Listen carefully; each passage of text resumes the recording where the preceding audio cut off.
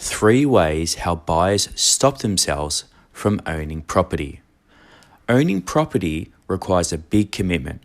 One of the key contributors to reaching financial independence is through owning property. In recent decades, many people have found pricing affordability difficult. As prices increase, it's obvious that many Australians will continue to find this worse over time. There are many ways to increase your ability to afford a home, but many Australians cause themselves ways to not make it work.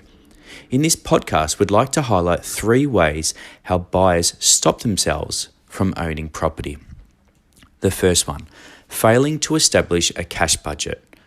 The secret ingredient to making good financial decisions of any kind is having an established cash flow budget. Having a clear understanding of your savings capacity will ensure you know what you can afford and how you're going to be able to repay that loan over time. It will also help you determine where you can improve your budget by reducing expenses or perhaps removing some. You may have subscriptions or memberships that you could suspend or remove. You may also find you can dial down on your entertainment costs. When establishing a cash flow budget, it's important to allocate entertainment in your budget. Owning property is one thing, but you also need to be happy too. In our experiences, many buyers don't make time to do this. Some reasons are it's too time consuming, it's scary, or perhaps even overwhelming, or I don't want to see how bad our budget really is. Owning property is a large commitment, so it's reassuring to see what your cash flow looks like before signing a long-term loan. An effective way to do this is to practice or pilot a budget. You can do this by directing the excess savings to a separate bank account. Learn if it's sustainable and learn that you can be willing to continue this commitment for the long term. The difference between having a budget or not will make huge impacts to making buying a property or not. Number 2, not setting your objectives. Another way how buyers stop themselves from owning property is by not setting a goal or objective. The property market landscape is huge, so you need to refine your requirements in advance. Some great examples are, what location do you want to buy in? What style of home? Is it a standalone house? Is it an apartment or townhouse?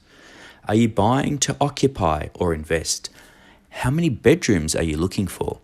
Setting your objectives also involves determining how much you want to spend. The cash flow budget complements the process when establishing your goals. If you have an objective to buy a 4-bedroom house within 15 kilometres from the Melbourne CBD, but can only afford $450,000, you need to quickly revise your objectives to tailor your affordability. Number 3, having no idea about loans or how to apply for them. There are many types of loans to cater many different types of transactions. When it comes to property acquisition, you will soon discover that there are many choices to select. Some buyers often pay too much attention to the interest rate, but there is more to consider. Employing a mortgage broker is highly recommended. They will provide unbiased advice, explore your options, and offer you a loan product best suited to you. An example on interest rates. A low interest rate is important, but if you review it with another lender that offers a slightly higher rate, but willing to borrow you an additional $100,000, this can dramatically improve your chances of owning a property. Applying for finance can also make or break your chances.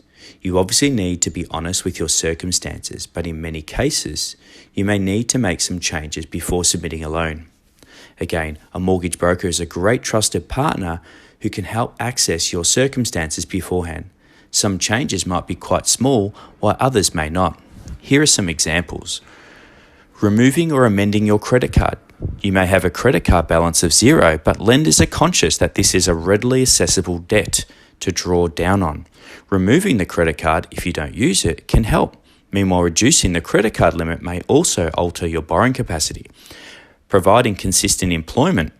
If you are in a probation, banks will want to see a more long-term gainful employment before offering a loan.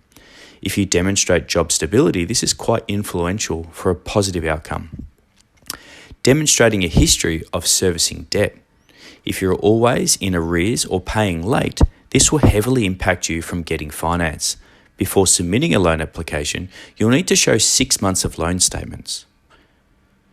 Another example is checking your credit file, such as using a site called creditfile.com.au. This will allow you to ensure you have no outstanding black marks against yourself. Get advice before proceeding. Always stress this any time before purchasing a property. The value of professional advice will fast-track your chances of owning property. You may need assistance from different professionals such as accountants, financial planners, mortgage brokers, or property advisors or property advocates. Having a team of people will help you make the best decision and in a timely manner. At Crest Property Investments, we specialise in sourcing brand new and off-the-plan properties for buyers. If you'd like to learn more, please don't hesitate to contact us. We don't charge fees to buyers.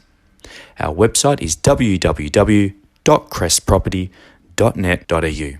While we've taken care to ensure the information is true and correct in this podcast, changes in circumstances and legislation can impact the accuracy of the things we've discussed here.